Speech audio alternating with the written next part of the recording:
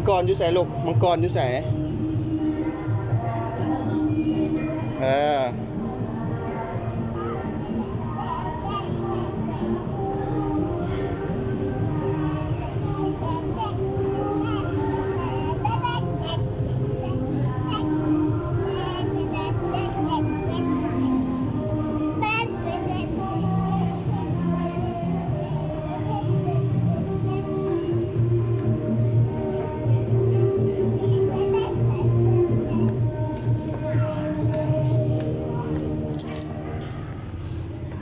สบายดีปะคุณเดี๋ยวหลบสักครู่เดี๋ยว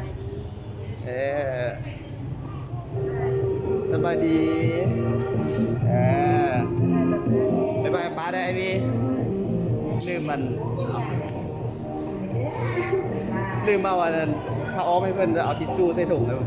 ยันเพิ่นอันจามมันนี่บ๊ายบายอันนั้น